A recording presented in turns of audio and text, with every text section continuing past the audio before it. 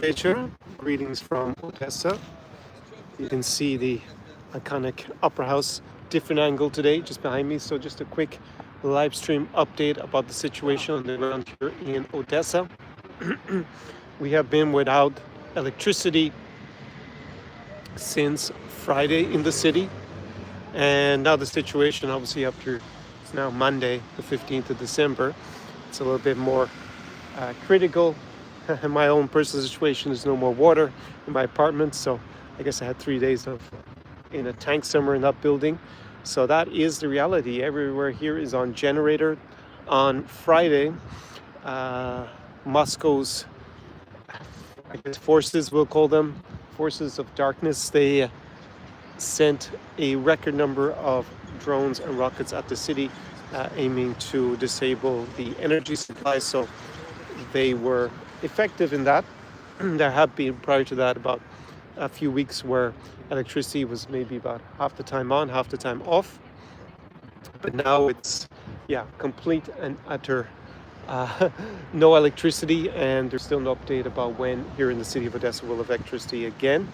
So that is the situation. Life goes on. See people walking around behind me. There are generators everywhere at the cafes and the restaurants, in hotels, and in at least my air shelter in my building, there is a generator, so we have light down there.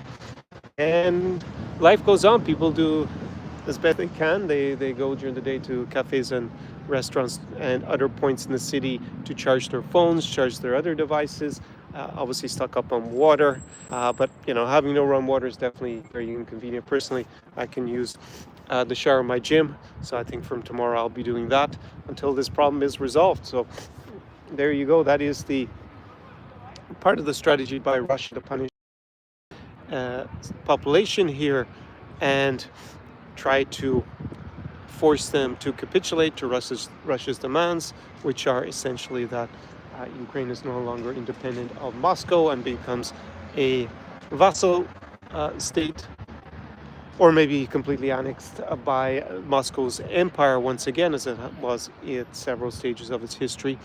Politically, we had a interesting speech from Friedrich Merz, the Chancellor of Germany, yesterday, basically signaling the end of Pax Americana, the American peace, and basically laying it out that Europe is no longer in an alliance with the US to protect the continent of Europe.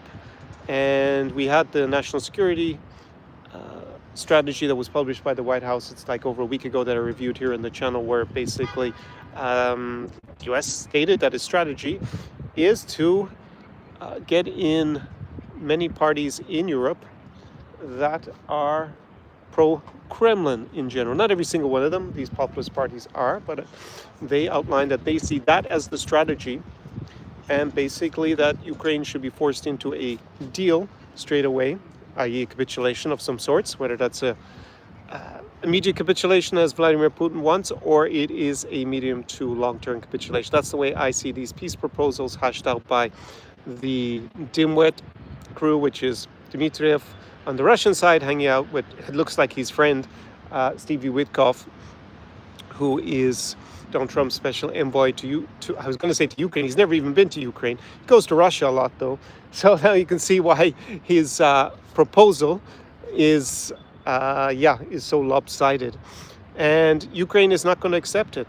Politically, there is no significant political figure who would be able to garner much public support who is in favor of any of the current proposals.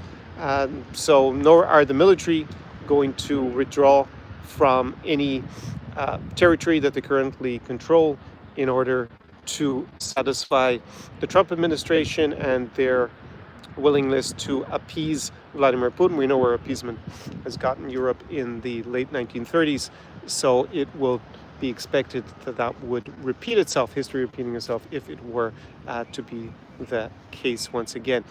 So, as I've said many times over the last 3 weeks since I reviewed the original 28-point proposal, these negotiations are extremely unlikely to go anywhere constructive.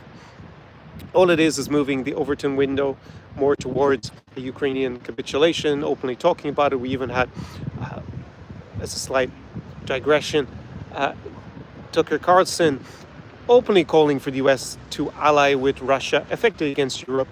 And that is what I mean by the overtone window, what is politically acceptable to talk about in that sense. So talking about a Ukrainian capitulation, the national security strategy being published and written in such a manner is completely different to previous ones, including the first Trump administration, where Russia is not identified as an adversary at all of the US, but Europe is the problem, echoes the speech by J.D. Vance back at the Munich Security Conference. I think that was in February earlier this year. So that is the political situation. There are negotiations that are going to be ongoing discussions between the US representatives and Ukraine and other European leaders. But definitely this is a very historic time in Europe's history. The speech was said yesterday by Merz, basically declaring that Pax Americana, das Ende. We'll have a full video on that. I'll do it tomorrow. Unfortunately, I cannot film indoors, and it is pretty cold, as you see, here in Odessa, and I will film tomorrow when I have some, during the daylight hours, after I go to the gym and have a shower, get freshened up. I will do so, and we'll have lots of content coming. Drop your questions if you're watching this on replay. So that is the situation about Odessa during winter. Otherwise, everything works.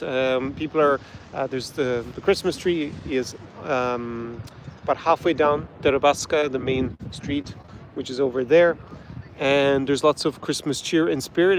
That well, you can't see in this clip. Well, maybe you can see some of the lights further down. I don't know if they're going to come out in the video or not. But yeah, the city is getting ready for Christmas. Officially, Christmas is celebrated now on the 25th of December in Ukraine, no longer in January. And life goes on.